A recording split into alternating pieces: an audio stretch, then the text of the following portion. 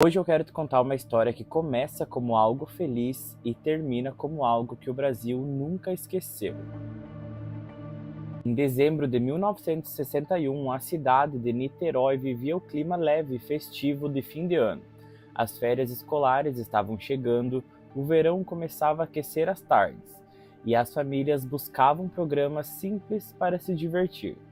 Foi esse cenário que chegou à cidade um espetáculo que prometia encantar o público. O nome era Gran Circus Norte-Americano. Anunciado como o maior circo da América Latina, ele trazia uma estrutura grandiosa, artistas experientes, animais exóticos e números que misturavam coragem, humor e fantasia. Para muitas famílias, especialmente as mais humildes, ir ao circo era um evento grandioso, um momento raro de alegria.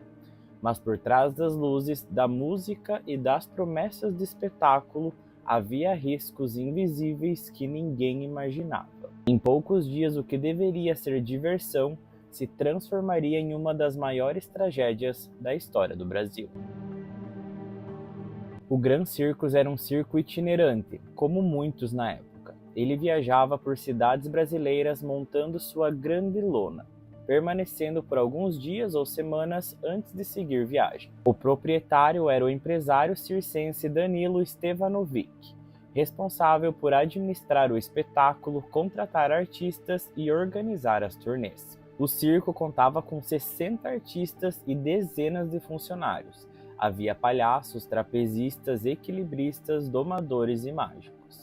Também faziam parte do espetáculo mais de 150 animais, incluindo elefantes, cavalos e felinos. A vida dentro do circo itinerante era dura. Os artistas viajavam constantemente, viviam em trailers ou alojamentos improvisados e trabalhavam praticamente todos os dias. Mas havia um forte senso de comunidade.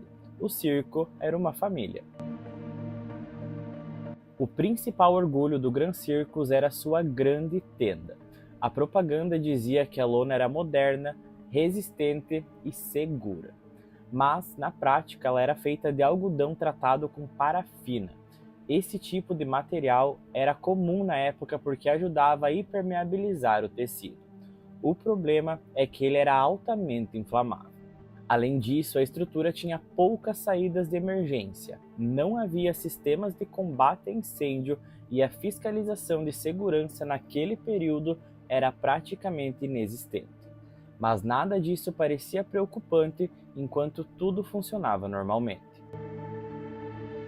O circo foi montado na Praça do Expedicionário, uma área aberta que rapidamente se transformou em ponto de curiosidade. A estreia aconteceu em 15 de dezembro de 1961. O público lotou as arquibancadas, a propaganda funcionou e o espetáculo agradou. E logo as sessões seguintes também ficaram cheias, especialmente as matinês, que são as sessões da tarde, frequentadas por famílias e muitas crianças. Domingo, 17 de dezembro. Era uma tarde quente, cerca de 3.000 pessoas estavam dentro da lona. O espetáculo já estava em andamento.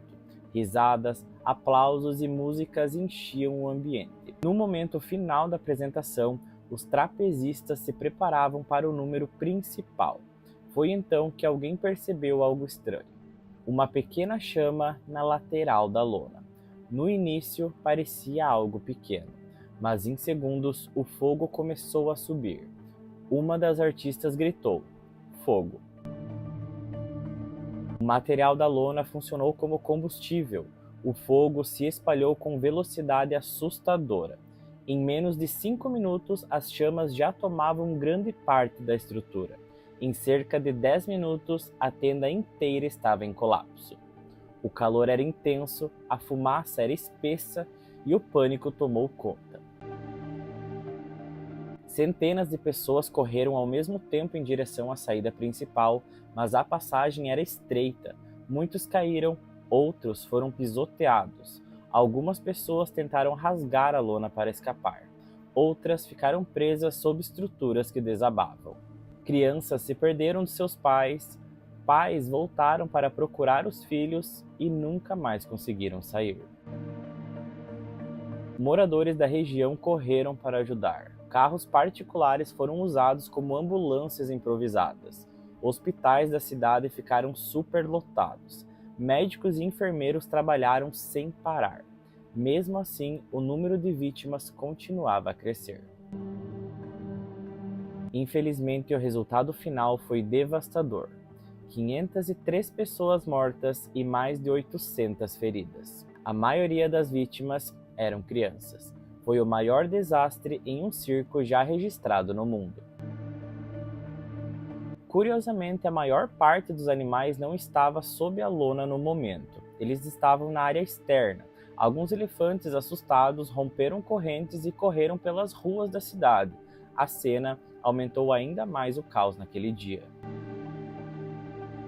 Logo, surgiram as perguntas: como que o fogo começou? As investigações concluíram que o incêndio foi criminoso. O principal acusado foi Adilson Marcelino Alves, conhecido como Dequinha. Ele havia trabalhado na montagem do circo e foi demitido poucos dias depois. Segundo a investigação, ele teria ateado fogo por vingança. Outros 2 homens foram apontados como cúmplices e os 3 foram condenados. Apesar da condenação, ao longo dos anos surgiram dúvidas. Alguns pesquisadores questionaram a rapidez da investigação. Outros levantaram a possibilidade de falha elétrica. Até hoje, para algumas pessoas, a causa exata nunca foi totalmente esclarecida. O Brasil inteiro ficou em choque. O governo declarou 3 dias de luto oficial. O presidente João Goulart visitou o local. Campanhas de doação surgiram em todo o país. Hospitais receberam ajuda, famílias receberam apoio. Igrejas realizavam missas coletivas. Foi uma comoção nacional. A tragédia expôs a falta de segurança em eventos públicos. Depois do incêndio, começaram a surgir regras mais rígidas para materiais inflamáveis, saídas de emergência, capacidade de público e inspeções de segurança. O desastre virou um marco na discussão sobre prevenção. O Gran Circus norte-americano nunca mais voltou a funcionar. A estrutura foi destruída, a reputação acabou perdida e o nome ficou para sempre associado à tragédia. Em Niterói, o trauma durou décadas. Durante anos, a cidade evitou a instalação de grandes circos. Monumentos e cerimônias passaram a lembrar as vítimas. Sobreviventes carregaram marcas físicas e emocionais por toda a vida. Hoje, mais de 6 décadas depois, a tragédia ainda é lembrada como um alerta. Ela mostrou como a negligência, falta de fiscalização e materiais inadequados podem transformar entretenimento em desastre. Mas também revelou algo importante. Em meio ao caos, houve solidariedade. Pessoas comuns arriscaram a vida para salvar desconhecidos. Médicos trabalharam sem descanso. A cidade inteira se mobilizou. O Gran Circus chegou prometendo alegria e, em poucos dias, entrou para a história como um cenário de uma das maiores tragédias do país.